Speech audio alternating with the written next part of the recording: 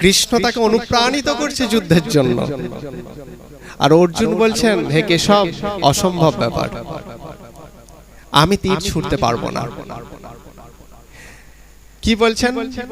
কটা দিন আর বাঁচবো? ভিক্ষা করে জীবন যাপন করব, কিন্তু আমি কারো বুকে তীর ছুঁড়তে আমি পারবো না। অর্জুনের এই যে কথাটা, ভগবান তাকে বোঝাতে চেয়েছিলেন যুদ্ধ করো, কেন এটা বুঝতে পারেননি অর্জুন। ভগবানের আলাদা ফন্দি ছিল, কিন্তু অর্জুন সেই ভগবানের ফন্দিটা বুঝতে পারেননি, সেই জন্য প্রথমে বলেছিলেন যুদ্ধ করব না। কিন্তু যখন ভগবানের পরিকল্পনা বুঝতে পেরেছিলেন, তখন বলেছিলেন যে হ্যাঁ কেশব, আমি এবার যুদ্ধ করব অবশ্যই। তো ভগবানের ফন্দিটা কি ছিল? ভগবানের লক্ষ্য এটা ছিল না, মানে কৃষ্ণের লক্ষ্য এটা ছিল না অর্জুনকে হস্তিনাপুর রাজ্য প্রদান করা, যুদ্ধে জয়ী করে। তার লক্ষ্য ছিল কি? তার লক্ষ্য ছিল দুর্যোধনদের বিনষ্ট করা আর পাণ্ডবদের বাঁচিয়ে রাখা। তো কেন দুর্যোধনদের বিনষ্ট করবেন আর কেন পাণ্ডবদের বাঁচিয়ে রাখবেন? দেখো, যে যেই রকম প্রকৃতির মানুষ, সে সেই রকম প্রকৃতির মানুষকে তৈরি করে রেখে যান। সবাই জানে, দুর্যোধনও জানেন আমি মরব, আমাকে একদিন এই সংসার ত্যাগ করতে হবে, আর অর্জুনও জানেন আমাকেও মরতে হবে। কিন্তু তা হলেও যে যেই প্রকৃতির মানুষ, সেই প্রকৃতির মানুষকে তৈরি করে তবে সে পৃথিবী ছাড়তে চায়।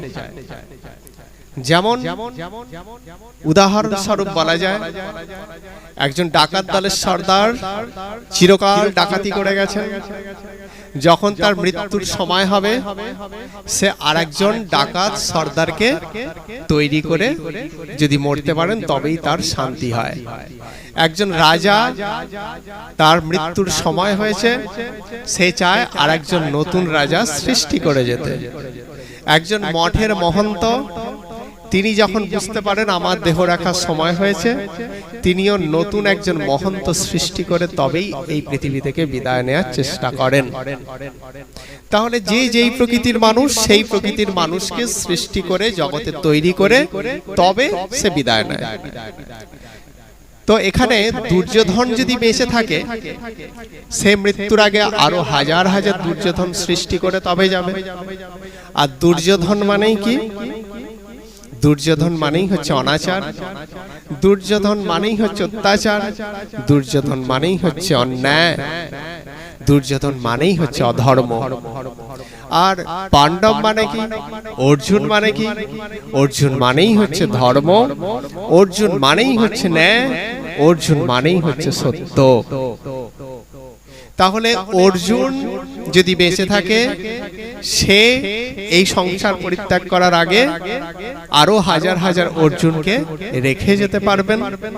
আর যদি দুর্যোধন যদি জয়ী হয়ে যান, তাহলে সে মরার আগে আরো শত শত দুর্যোধন তৈরি করে দিয়ে যাবেন।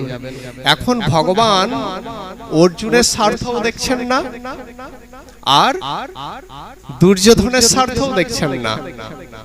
ভগবান দেখছেন পৃথিবীর স্বার্থ। পৃথিবীতে কাকে প্রতিষ্ঠিত করে রেখে গেলে পৃথিবী ভালো থাকবে, সেইটাই দেখছেন।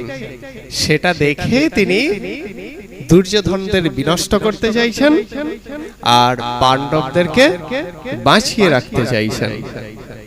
অর্থাৎ দুর্যোধনদের পরাজিত করে পাণ্ডবদের বিজয়ী করতে চাইছেন, ঠিক এই কারণেই।